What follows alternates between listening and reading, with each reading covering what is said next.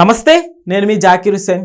ప్రభుత్వం current charges పెంచబోతుంది. But Chandrababu Naidu garu మాత్రం ఆ కరెంటు ఛార్జెస్ వచ్చే మనీ ప్రజలకు పంచుతున్నట్టు తెలుస్తోంది. సో దీని గురించి ఒకసారి డిస్కస్ చేద్దాం.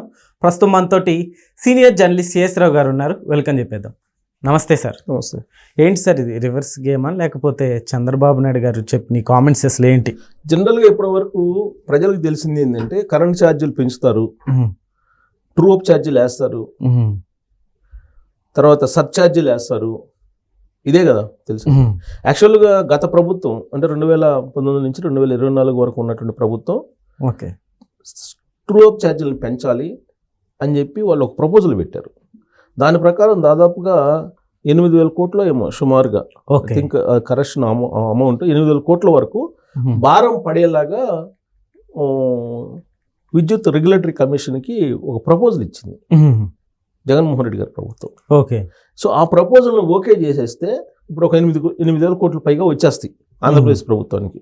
ఓకే. మరి ఏ ప్రభుత్వంలో ఉండేటువంటి ముఖ్యమంత్రి అయినా 8,000 కోట్ల నుంచి ప్రజల నుంచి రాబట్టడానికి అవకాశం ఉంటే వదులుకుంటారా? ఇప్పుడు ఉండేటువంటి రోజుల్లో వదులుకోరు ఎవరు. లేదు. ఏ రాష్ట్ర ముఖ్యమంత్రి ఏ నాయకుడు వదులుకోడు.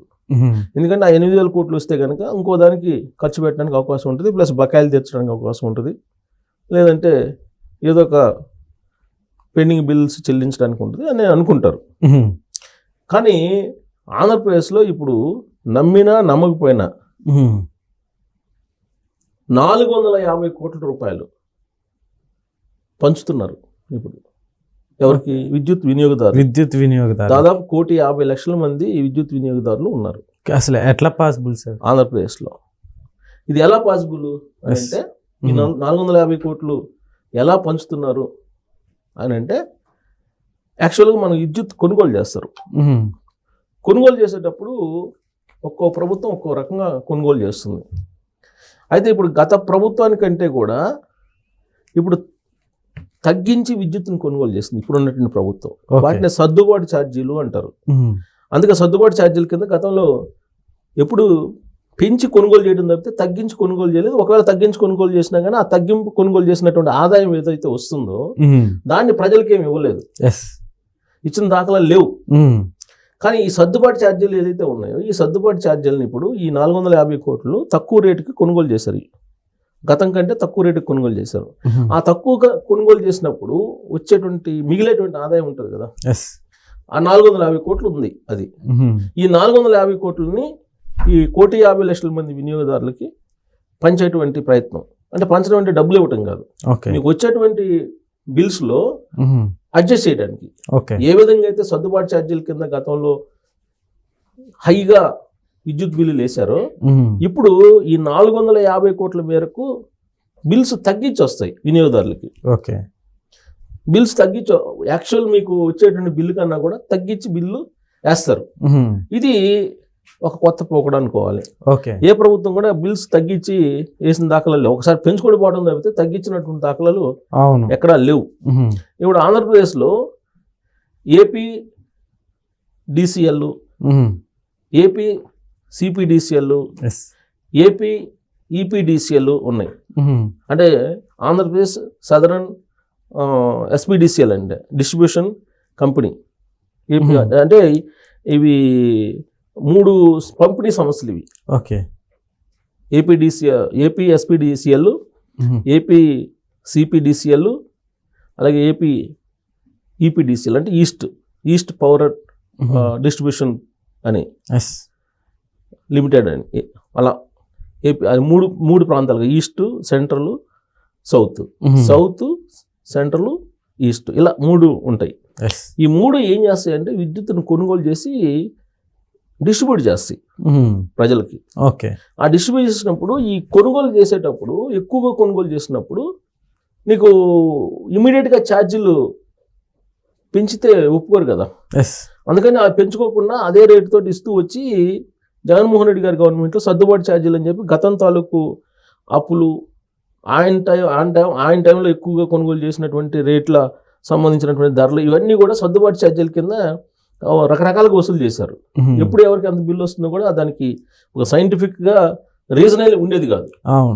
సపోజ్ నాకే తీసుకుంటే ఎవరిదో ఎందుకు నాదే తీస్తారు. నేనే ఎగ్జాంపుల్, నాకు ఒకటి బోరుబావి హౌస్ ఉంది.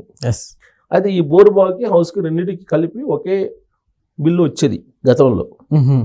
వీటిని ఒక 3-4 సంవత్సరాల క్రితం విడగొట్టారు.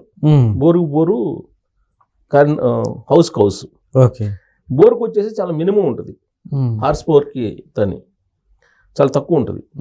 అప్పుడు ఎన్టీ రామారావు గారు పెట్టింది హార్స్ పవర్కి 50 పైసలు అప్పట్లో పెట్టింది ఆయన. సో దాన్ని ఏదో పెంచుకుంటూ పోయారు. 30 రూపాయలే ఉంది ఇప్పుడు. ఎంతైనా అడుకో 30 రూపాయలు సబ్సిడీ మిగతా గవర్నమెంట్ ఇస్తుంది. సో ఆ బిల్లు వస్తుంది. అయితే వాళ్ళు ఏం చేశారు, ఈ సర్దుబాటు ఛార్జీలు అంటారు కదా, ఈ సర్దుబాటు ఛార్జీల కింద 3 సంవత్సరాల కింద నాకు 1100 రూపాయలు మీకు డ్యూ ఉంది, మీరు ఆ డ్యూ కట్టండి అని చెప్పారు. బిల్లు మెసేజ్ పంపించారు. మెసేజ్ పంపించిన తర్వాత నేను పట్టించుకోవాలి, వీళ్ళు ఇంతే పంపిస్తుంటారులే, అసలు మనం నెలల కడుతున్నప్పుడు ఇది ఎందుకు వస్తుంది అని. తర్వాత నాకు ఫోన్ చేశారు అక్కడ ఏఈలు డిఈ లైన్మెన్ ఫోన్ చేశాడు. తర్వాత ఏఈ డిఈలు ఫోన్ చేశారు. నేను ఎందుకు కట్టాలి, ఏ నెలలో మీకు నేను డ్యూ ఉన్నాను మీరు చెప్పండి, ఏ నెలలో డ్యూ ఉన్నాను చెప్తే నేను కడతా, మీరు డ్యూ అని పంపిస్తున్నారు, ఏ నెలలో నేను డ్యూ ఉన్నాను చెప్పండి పంపిస్తాను, మీరు చెప్తే నేను పే చేస్తానన్నా. నెల అని కాదండి, పర్టికులర్ నెల చెప్పలేము అన్నారు. మరి పర్టికులర్ చెప్పకుండా మీరు డ్యూ ఎలా వేస్తారని అడిగారు. నేను లీగల్గా నేను మూవ్ అవుతాను, మీరు పర్టికులర్ చెప్పాలి కదా నాకు అని అన్నాను. వాళ్ళు రెస్పాండ్ కాల. రెస్పాండ్ కాకుండా పైగా నేను జర్నలిస్ట్ అని చెప్పాను కదా, ఇంకా అక్కడి నుంచి రెస్పాండ్ కాల. ఆ తర్వాత అదే బిల్లుని 2300 పంపించారు మరుసటి నెలలో, వెరీ నెక్స్ట్ మంత్. అప్పుడు పడుచుకోవాలి నేను. తర్వాత మళ్ళీ 3200 300 ఇంకోసారి మళ్ళీ బిల్లు పంపించారు. విచిత్రమైన పరిణామం ఏంటంటే మళ్ళీ మరుసటి నెలలో అంటే ఎలక్షన్ ముందు, మొన్న 2024 ఎలక్షన్ ముందు మళ్ళీ 1100 బిల్లు పంపించారు. సేమ్ అంటే ఫస్ట్ 1100, 2300, 3200 పంపించారు. మరి దాన్ని నెక్స్ట్ మంత్ 4200 లేదా 3200 అన్నా పంపించాలి. మళ్ళీ ఫస్ట్ 1100 పంపించారు. రిస్క్ ఎందుకు అనుకున్నారు అసలు? అదే నేను అందుకే నేను అంటే సైంటిఫిక్ గా ఒక సైంటిఫిక్ బిల్డింగ్ లేదు అప్పట్లో. సో ఈ గవర్నమెంట్ వచ్చిన తర్వాత మళ్ళీ నాకు ఫోన్ వచ్చింది జస్ట్ పోయిన వారమే. సేమ్ 1100 రూపాయలు మీద డ్యూ ఉందండి, 1100 కట్టండి అండి. కొత్తగా ఎవరో వచ్చారంట అక్కడ లైన్ మ్యాన్. సరే నేను 1100 కదా 3000 చిల్లరు కదా మీరు పంపించింది అని అంటే, లేదు 1100 అన్నారు. సరే ఈ 1100 సంగతి నాకు చెప్పండి, మీరు ఎప్పుడు డ్యూ ఉన్నారని నేను కడతానని మళ్ళీ సేమ్ అదే చెప్పా. ఇంకా మళ్ళీ మాట్లాడలే వాళ్ళు. అంటే ఏంటి అసలు ఆ విద్యుత్ సంస్థలో ఆ విద్యుత్ బిల్లుల విషయంలో ఏం జరుగుతుంది అనేది ఎవరికి అర్థం కావట్లా. సైంటిఫిక్ గా ఆ బిల్లింగ్ ఉంటలా. ఇప్పుడు దాన్ని సైంటిఫిక్ గా చేయడానికి ఇప్పుడు ఉన్నటువంటి ప్రభుత్వం ప్రయత్నం చేస్తుంది.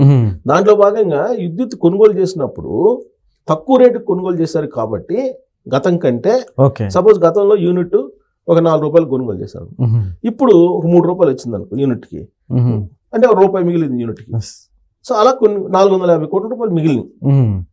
ఆ 450 కోట్లని తగ్గించి సర్దుబాటు ఛార్జీలు అని చెప్పి పెరిగినప్పుడు ఏ విధంగా అయితే పెంచి బిల్లులు వేస్తున్నారో అదే తరహాలో ఇప్పుడు తగ్గించి బిల్లులు ఆంధ్రప్రదేశ్కి రాబోతున్నాయి. ఇది ఒక చంద్రబాబు నాయుడు గారు గవర్నమెంట్లోనే ఇది సాకారం అవుతుంది ప్రజెంట్ అని చెప్పి అనుకోవచ్చు. సో రాబోయే రోజుల్లో మరి దీన్ని స్మార్ట్ మీటర్లు కూడా అంటున్నారు. స్మార్ట్ మీటర్లు పెడితే ఇప్పుడు మనం ఫోన్ రీఛార్జింగ్ ఎలా చేసుకుంటామో అలా చేసుకోవాల్సి వస్తుంది. మరి దాన్ని తీసుకురావడానికి ఈ 450 కోట్ల రూపాయలు తగ్గించి పెడితే మనకి రేట్ ఇప్పుడు ఎంత ఉంటే అంతే కదా బిల్లు అనుకుంటారా? అలా మైండ్ సెట్ చేయడానికి ఈ ప్రయత్నం చేస్తున్నారా అనేది కూడా ఇంకొక యాంగిల్ ఉంది. సరే, కారణం యాంగిల్ ఏదైనప్పటికీ కూడా 450 కోట్ల రూపాయలు భారం అయితే ప్రజల మీద తగ్గుతుంది. ఇది కరెంటు బిల్లుల విషయంలో బహుశా ఏ గవర్నమెంట్ ఇది తగ్గించదు, ఇది తగ్గిస్తుంది. ఇది శుభపరిణామం.